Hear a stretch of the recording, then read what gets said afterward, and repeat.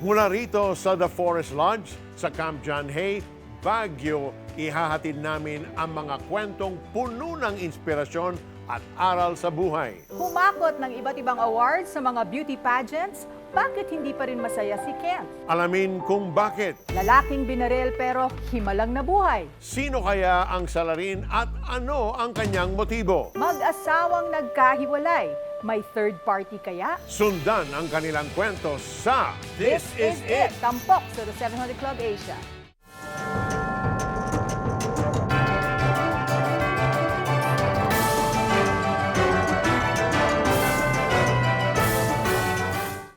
This is it! Malamig na klima, masarap na pagkain, accommodating people. We are here in Baguio. Yan, dito sa The Forest Lodge sa loob ng Camp John Hay. Ramdam mo ang timeless ambience with a modern twist, di ba? Magkahalo ang nature at architecture. Kaya stress-free talaga ang magstay rito. Nakaka-relax, di ba, Peter? Tama. Great for bonding experiences with your family, friends, or loved ones. Ikaw, Felici, in your childhood, anong bonding moment na hindi mo makakalimutan? Naku, ang dami kasi, Peter. Ang dami kasi namin. So Oo, every oo time nga, lumalabas dami. kami, we were 9 children. Oo. So gustong-gusto ko yung nagko-convoy kami, wherever we're Convoy going. talaga, hindi pwede isang van Oo, lang. usually dito sa Baguio pumupunta kami. So we enjoy just the company of, just being with each Right, other. Ikaw right, naman, right. Peter. Yeah, we had several times here with the whole family when the kids were growing up. And the stay here is always pleasant. It's always adventurous. Kasi may hiking. See, we don't go hiking sa Manila. That's true, no? Gaya natin, may di malilimutang experiences din itong si Kent. Mula sa pagtitinda ng isda hanggang sa manalo sa iba't ibang beauty pageants. Pero kahit na humakot siya ng iba't ibang awards, hindi pa rin siya masaya. Ano kaya ang kulang sa buhay niya? Alamin natin. Bata pa lang po kasi ako, nakikitaan po ako malambot. Tapos after po nun, namolestya pa po ako. So akala ko, yun na ako. Parang yun yung naging boost sa akin na bakla po ako. Lumaki sa kahirapan at wasak na pamilya si Kenneth. Tumutulong siya sa kanyang stepmom sa pagtitinda ng isda. Minsan tinatawag pa nga nila ako malansa. Kasi nga, nagtitinda ako ng isda. May time na sinisi ko yung stepmom ko. Sabi ko, ba't kasi hindi niya pinayagan yung papa ko magtrabaho na lang ulit sa Pampanga? Dahil kapos sa buhay, nang makagraduate ng high school ay tumigil na siya ng pag-aaral upang magbigay daan sa kanyang nakatatandang kapatid. Nagtrabaho siya bilang staff ng grocery store sa ibang probinsya. Doon ay may nakilala siyang isang kaibigan. Sinabi niya na, oy, dapat hindi mo na sinusuot yung mga damit na yan. Dapat iniiba mo na. So, konti-konti, iniiba ko na po.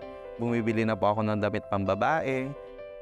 Simula noon ay niyakap na niya ang pagiging bakla. Nagkaroon ako ng pride na, ako na to. Ako na to, yung dating yung binubuli, hindi na ako to. Lumabas talaga sa akin na yung maganda ako, may itsura naman ako. And nung time pong yan, parang kapag nalalaki ako, hindi na ako nagbabayad kasi maganda ako. Lumahok din si Kenneth sa iba't ibang beauty pageants at nakakapag-uwi ng iba't ibang awards. Subalit, Naging war freak din po ako kasi konting galaw mo lang, konting sinabi mo lang sa akin, talagang aawayin kita. Through social media pa. sa panahong ito, may pumasok sa isipan ni Kenneth. Parang pagod na yung buhay ko. Ang dami kong mga kaaway, na which is dapat hindi ko kaaway. Lord, gusto ko magbago. Yun lang palagi sinasabi ko, gusto ko magbago. Sagot sa kanyang dasal nang maimbitahan siya sa isang church retreat. Naging daan iyon upang mas makilala niya ang Panginoon. Si Lord nagpapatawad siya ng mga kasalanan kahit ano pa yung nangyari. Kapag pinipreach yun, ina-accept ko na si Lord pinatawad ako. So hindi pa daw huli yung lahat para makuha mo yung identity yun. We are created in the image of God. Ginawa lang tayo ni Lord ng babae at lalaki, wala nang iba. Sinurrender ko yon lahat kay Lord and binigay ko lahat sa Kanya, pinagkatiwala ko lang. Sabi ko, Lord, sa'yo na yung buhay ko. Nung time pong yun, nagagalak po ako kasi totoong kalayaan naranasan ko nung time na yun. Bilang tanda ng bagong simula, ay pinagupit ni Kenneth ang kanyang mahabang buhok at binitiwan ang dating mga bisyo. Napakalaking desisyon ko, magbabago ako kasi binibigay ko yung trust ko kay Lord. Sige Lord, alam ko walang mag-fail dito sa magiging decisions ko kasi binibigay ko lahat sa'yo. Minimake sure ko na yung karanasan ko kay Lord is totoo. Hinilom din ng Panginoong Hesus ang puso ni Kenneth upang magpatawad sa mga taong nakasakit sa kanya. Yung mga nangkasala sa akin, papatawarin ko sila kasi sabi ng Bible, di ba? Kung paano tayo pinatawad ni Lord, ganoon din tayo magpatawad sa kapwa natin. Kasi si Lord, hindi naman nire-record yung mga kasalanan natin eh. Sino ba naman ako para hindi sila patawarin? Along the way po, natutunan ko po na by God's grace, I am a new creation na po. I am nothing kapag wala si Lord. Lahat ng to walang-wala. Hindi ako nagkamaling piliin ang Diyos sa buhay ko. I am Kent Manabat. I am a child and a man of God. Alam mo, Peter, si Kent, di ba? Parang no matter how much affirmation he got, you know, from his peers, from the contest that he joined, di ba? Temporary lang kasi yun eh, you know? Yes. So, hindi siya nakaranas ng satisfaction and fulfillment. No? And nahanap lang niya yon nung natamo niya yung relationship niya with the Lord. Tama yan.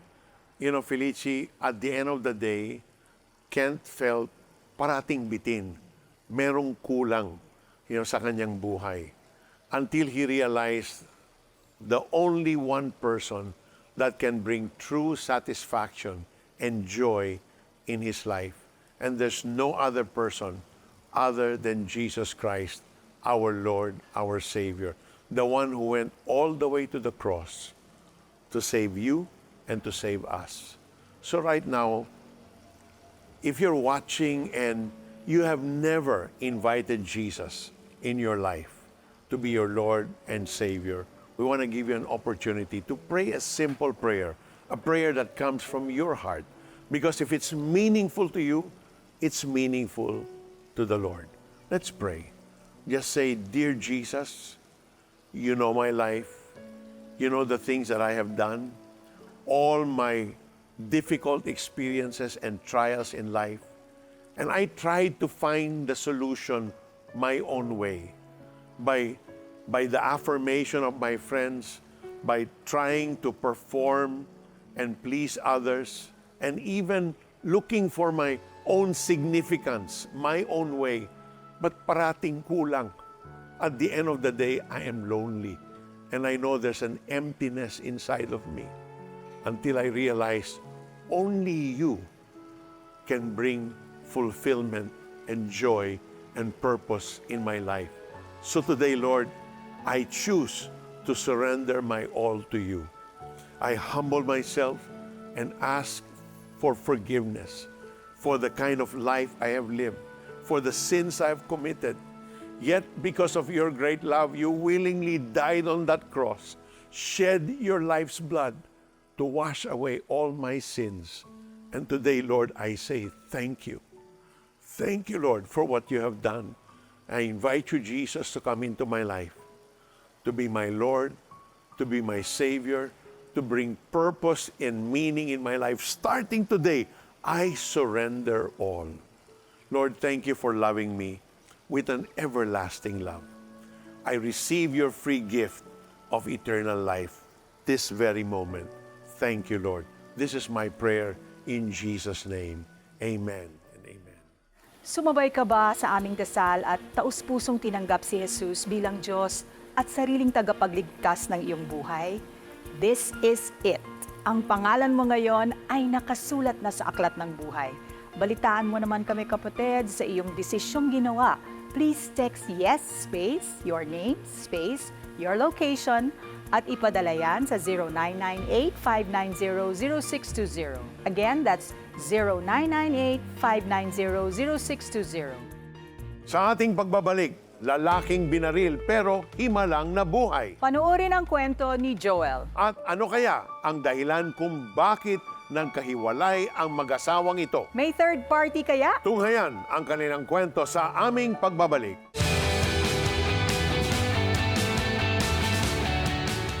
Grabe! Yung inaantok na ako tapos ito mapapanood ko. Sana lagi papaalala sa akin ni Lord na ang galit na nasa puso ko may solusyon. I'm sorry, natagalan. Maraming salamat din po dahil tinuruan niyo ako kung paano patawarin ang asawa ko. Kailan ba natin huling sinabi sa isa't isa? Yung I'm sorry, Tsaka, yung I love I you. love you. Gusto mo bang maging bahagi ng programang Kapupulutan ng Aral ng Pagpapatawad at Nagbibigay Pag-asa? Partner with CBN Asia. Sa iyong 1,500 pesos donation, may pagpapatuloy natin ang pagpapalabas ng mga bagong tanikala, Holy Week specials at iba pang makabuluhang programa ng CBN Asia. Plus, you will receive an exclusive gift, the director's cut of Kampihan and the comedy drama Senior Moment in a USB flash drive with bonus tracks. Scan the QR code or visit cbnasia.com/give to send your donation. Become a CBN Asia partner today. Dear friends at Victory, CBN Asia celebrates with you on your 40th year of honoring God and making disciples. God bless you. Tagumpay, imayin mo na! Simula May 13, 12 midnight, live on GMA and on the 700 Club Asia socials.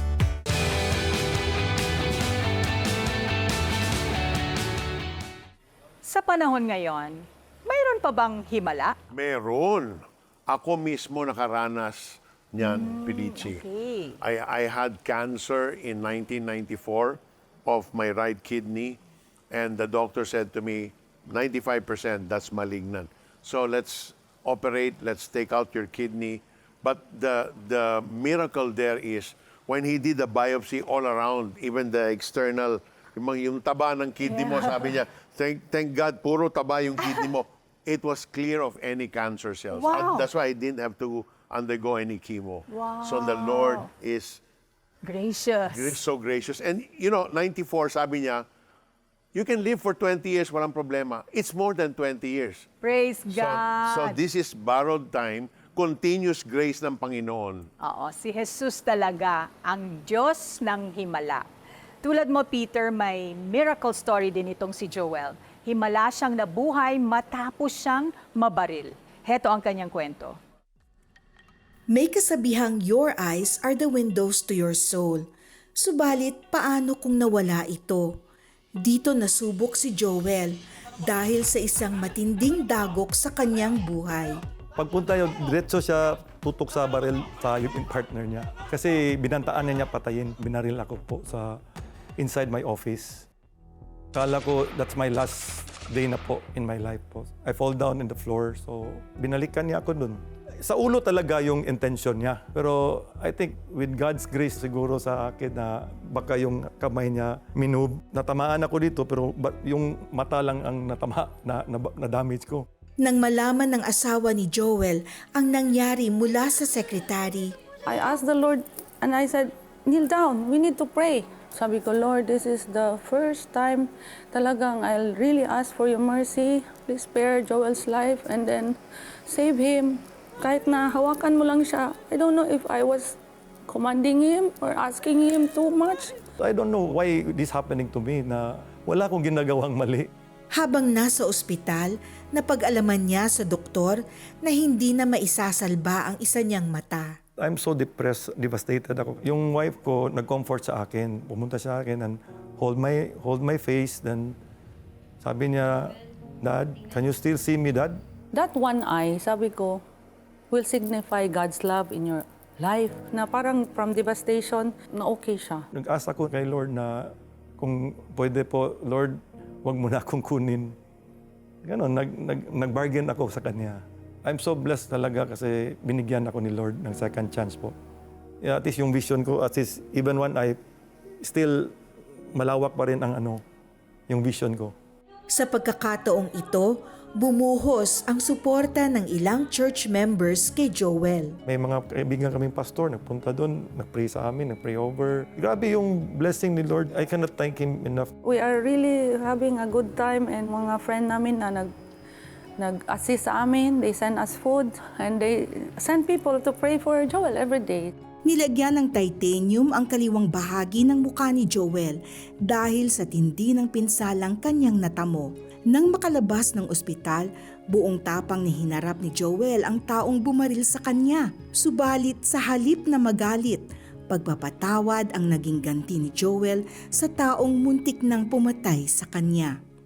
100% ko siya pinatawad. Wala akong hatred sa kanya, wala akong bitterness. How come I cannot forgive that person na even God forgive us? Mas grabe pa tayo, di ba? He died for us in the cross and cleansed our sins, right?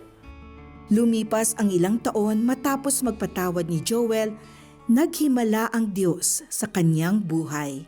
Kinik niya yung screw kasi nag-grow back na yung bone. So, nagtaka yung doctor. Sabi niya, may possible chance mag-grow back. Naging titanium free na ako. So, thankful talaga ako palagi sa kanya. Sabi ko, thank you for everything that you done in my life. Thank you talaga. Wala akong any complaints, any doubt. Ito ang ginawa mo sa akin. Kasi alam ko may purpose ka. Masaya at kontentong namumuhay ngayon si Joel kasama ang kanyang pamilya at naglilingkod sa Panginoon. Tunay na may kagalingan at kapayapaan sa pagpapatawad. Ngayon, nawalan man ng paningin ang isa niyang mata. Naging malinaw sa kanya ang mensahe ng Diyos. Binigyan ako ng ganitong heart ni Lord. It can also teach lesson sa mga tao po na we don't need to revenge po na kung ganun ang nangyari. You have to forgive and then leave it to the Lord. Ito nangyari sa akin lahat, nandito pa rin siya sa akin. Ginabayan pa niya ako. Thinking of Joel Felice and what he did, I'm trying to put myself in his shoes. It's gonna be a struggle to release forgiveness. Kasi alam niya wala siyang ginawa and all of a sudden, he thought he was gonna die. And he can face his would-be killer and then release forgiveness. That's pure grace of God. Ibig sabihin pa, siya pa yung nag-pursue. Oo. Kasi hindi naman siya pupuntahan ata ng Tama, di ba? natural. Yeah. Di ba? So, amazing talaga. Only God. Kaya nga siguro sabi nila, forgiveness is divine. Amen. Because it's only the love of God that Yes. can allow us to extend that kind of grace and Oo. mercy. Ibang level Yeah, talaga. so maybe Peter, there are those watching us right now who are struggling with that. And kagaya nga ni di ba, sabi niya, he was blinded in one eye, Right. but even if he only has one eye, mas maliwanag na yung nakikita niya Oo. because of the Tama, experience. pati yung purpose niya sa buhay. Yes, he saw the reason why the Lord spared him. And many of us, nakakakita tayo sa dalawang mata, pero dahil meron tayong unforgiveness, marami tayong hindi nakikita at na-appreciate. But all we need to do is to come to the Lord and ask for His grace. Let's pray. Heavenly Father, Panginoong Diyos, salamat, salamat. Lord, Ikaw ang aming halimbawa ng pagpapatawad. Lord, ang dami na naming ginawang kasalanan sa inyo, and yet, you continue to forgive us because of what Jesus did on the cross.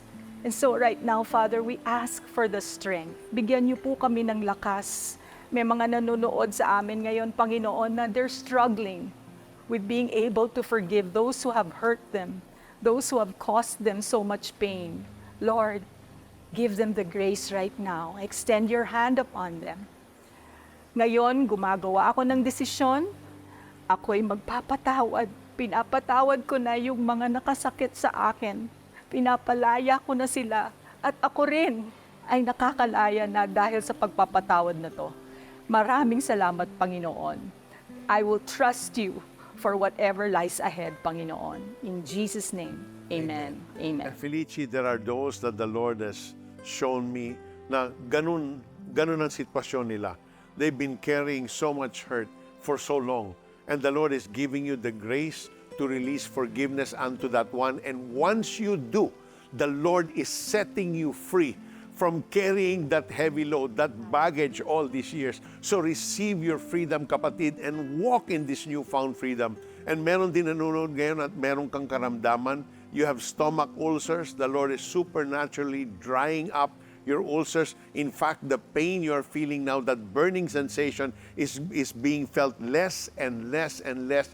Rejoice, kapatid, in your healing. There's also someone watching na you're undergoing dialysis. The Lord is giving you brand new kidneys. Rejoice and celebrate your healing, kapatid. You have brand new kidneys. You are free from dialysis. The Lord loves you unconditionally. In Jesus' name, amen and amen. Samantala, kung meron pa kayong daladalang kabigatan sa buhay, pwede kayong sumangguni sa aming mga trained prayer counselors.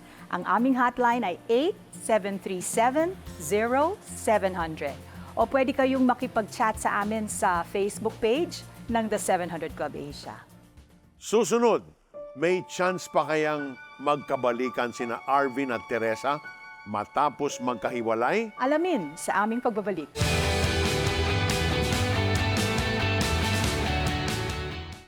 Hello, this is Peter Kairouz. On behalf of the CBN Asia family of ministries, I want to express our gratitude to our donors and partners who continue to support our mission to proclaim Christ and transform lives.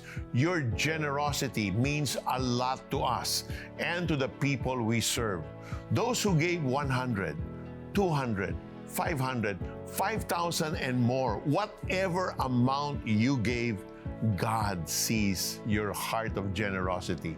Thanks to your support, we are able to help the poorest of the poor, share stories of love, hope, and redemption, comfort the broken and hurting, equip missionaries, empower the next generation, and produce music that celebrates the love of God. Maraming salamat po. If you're not yet a partner, please visit cbnasia.com/give to learn how you can send your support today. May God, the Lord, bless you abundantly as you honor Him with your giving.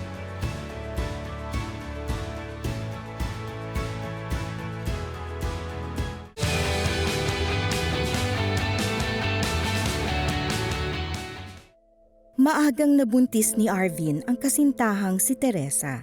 Hindi ko pa naisip kung ano na ang mangyayari next. Na mag-iiba na totally yung buhay namin kasi magsasama kami bilang mag-asawa eh. Alam ko na pag buntis na ako, katulad ng mga taong nando sa baryo namin, I'll be staying at home. Na yung mga pangarap ko na pangarap ng mga magulang ko, hindi ko na maaabot. Nasa ganitong sitwasyon nang maimbitahan silang magkasintahan sa isang pagtitipon at Bible study. Ito ang naging paraan upang makilala nila ang Panginoon. Taong 1996, sila ay nagpakasal. Masarap yung afternoon na pakiramdam nung ikinasal kami. Parang wow, this time we have hopes, we have dreams, and yung dreams na yun kasama yung Panginoon.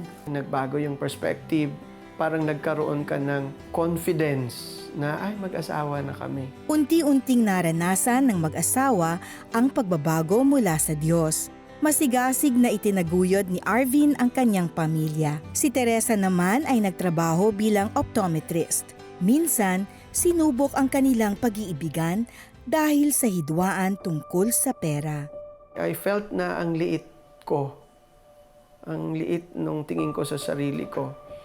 Na parang, baliwala nga yung income ko eh. Ako yung may pera, wala ka naman pera, kahit anong kadami yung trabaho mo, hindi pa rin yan enough para sa amin ng mga anak mo. Kahit na anong effort ko na for him to go back, wala. Ayaw na niya. Nawala siya. Sa pag-alis ni Arvin sa kanyang pamilya, sinubok niyang patunayan ang sarili na siya ay yayaman, ngunit nabigo lamang siya at bumagsak bilang mag-uuling. Kasi doon na nagkaroon ng opportunity na parang nag-rebel na ako, wala na.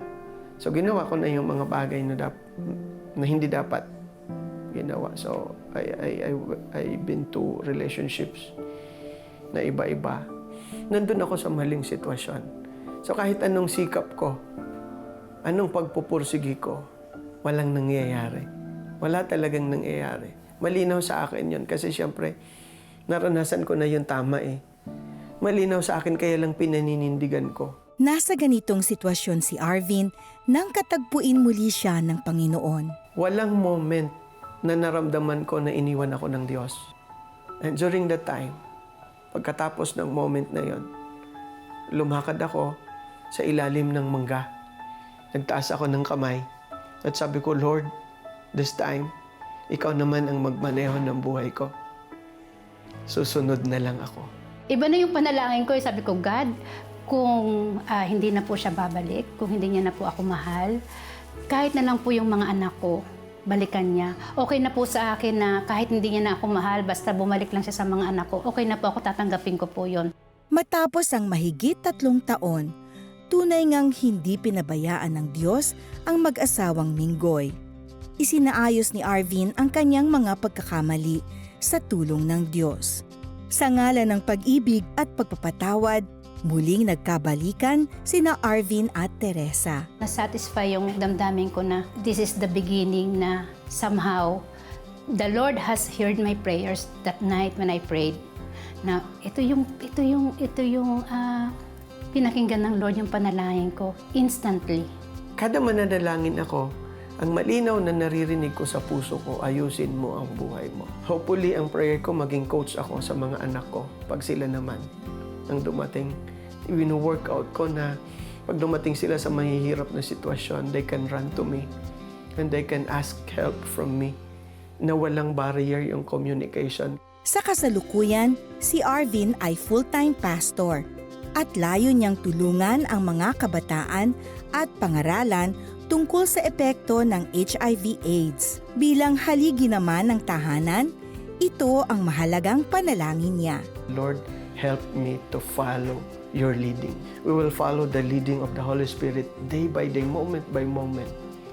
Mapapunta tayo doon sa kung saan ang gusto ng Lord na mapuntahan natin. Pinagpapasalamat ko po sa Lord kasi sila yung magulang na pinagkaloob sa akin. Parang since alam naman ng Lord yung plano niya sa akin, parang naging thankful na lang din ako. I can really truly say na God is really at work in us, and His grace is always there to help us, to let us experience yung pag-ibig niya. Praise God for Arvin and Teresa. Pero Felicia, I'm wondering, what's the statistics kaya for couples that separate? Lalo na, this is a big issue, a serious issue, money, no?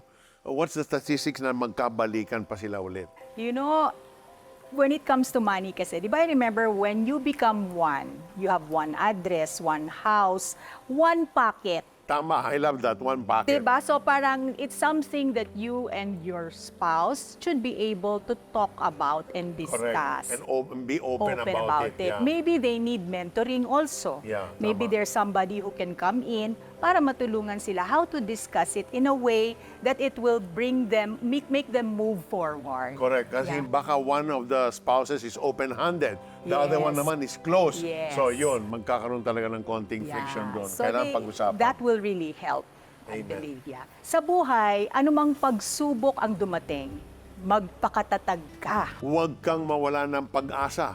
Tumawag at humingi ka ng lakas sa ating Panginoon. Psalm 46 verse 1 reminds us, God is our refuge and strength, an ever-present help in trouble. Thank you, Lord, for helping us. And thank you to the Forest Lodge Management for making this episode possible. Also, thank you to Mary Puno, Joe Taming, and Cuccinino. At dito nagtatapos ang ating maikling kwentuhan. Stories of hope, faith, and love. Tune in again tomorrow for another inspiring episode of the 700 Club Asia. God bless you more and more. We have with us a very special guest. Recently, God has entrusted her and her sister a bed and breakfast business here in Baguio, ang napaka-cozy na Dynamo Homestay and Cafe. And we have another very special guest. She is also a successful businesswoman. She's here to tell us her story.